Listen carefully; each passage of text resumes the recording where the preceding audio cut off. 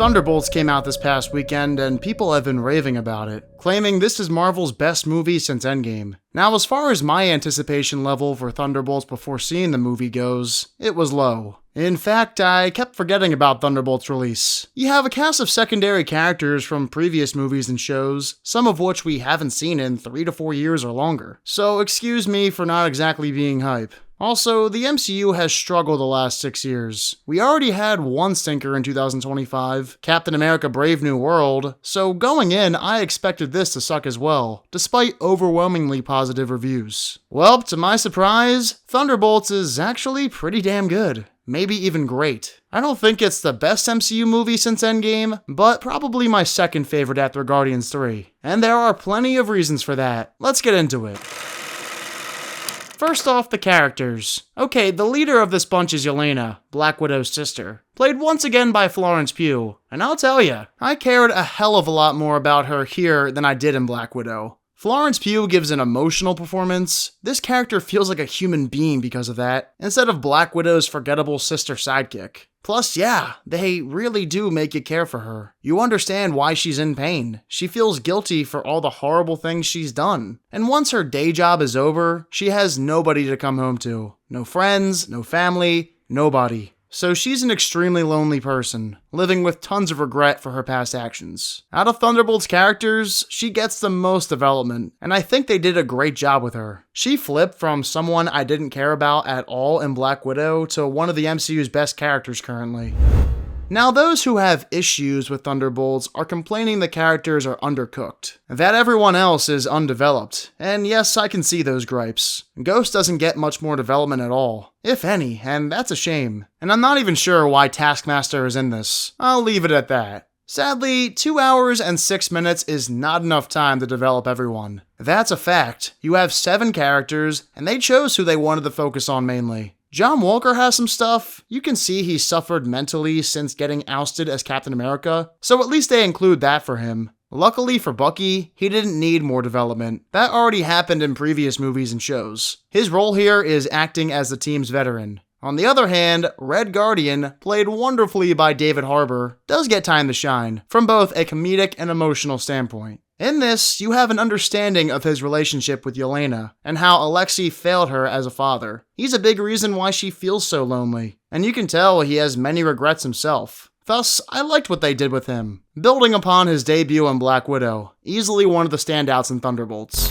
But I think my favorite character in this movie is Bob. Alright, I'm sure most of you know who Bob is by now, so I'm just gonna say it. If you don't know, click away. Bob is Sentry, basically Marvel's version of Superman. Valentina, played by Julia Louis-Dreyfus, had experiments done on him. This guy is a former drug addict, he had a rough past with his family, so she took this broken nobody and turned him into an indestructible superhero. Everything they do with Bob is great. He's given proper development, you truly feel for the guy, and I think Louis Pullman does a phenomenal job playing this character. So sure, Thunderbolts could have developed some of the characters more. If it were a TV show instead of a movie, that would have helped greatly. Unfortunately, we just had time to properly develop a few characters only. Either way, the filmmakers did their absolute best to make do, and I think the final product still works really well. Remember, this is coming from someone who thought Thunderbolts would suck.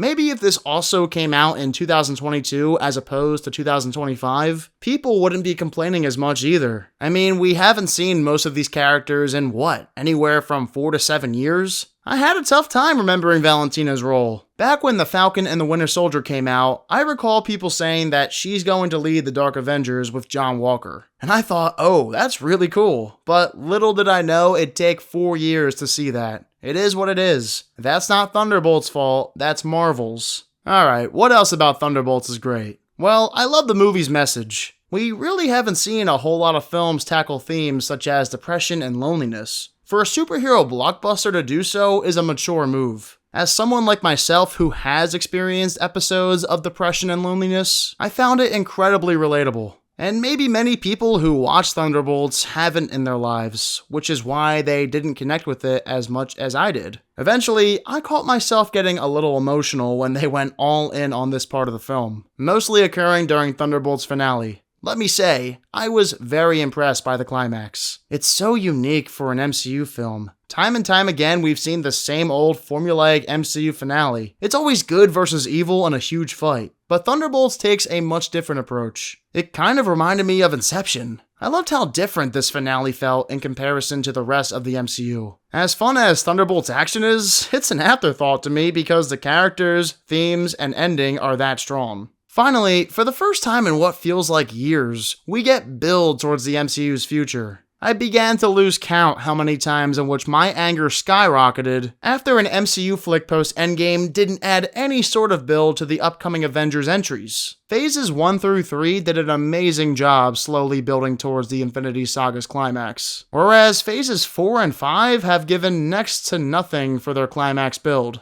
The Jonathan Majors incident didn't help, but still, once they knew Kang was no longer an option, they should have pivoted and started building towards something else immediately, like Doomsday. I thought Deadpool and Wolverine and Brave New World would play a massive part in setting up the foundation for Doomsday and Secret Wars, but nope. So thank God Thunderbolts was the one to pull the trigger with its ending reveal / post-credits scene. And since Thunderbolts provides an idea of what the future holds, I felt like I was watching a Phase 3 movie again. People in the theater were cheering, it was really exciting. Gosh, I missed that feeling in the theater after watching an MCU movie. All in all, Thunderbolts is a great time. I cared a hell of a lot about the characters, the messages deeply resonated with me, I love the finale in action, plus Marvel was smart for a change by including some Doomsday and Secret Wars build. Now a lot of people are saying Marvel's back. I'm not going there quite yet. We need more good movies. Fantastic Four, you're up. If that film is great and Doomsday knocks it out of the park, you'll have me convinced that we are indeed back. But until that potentially happens, I'm staying quiet.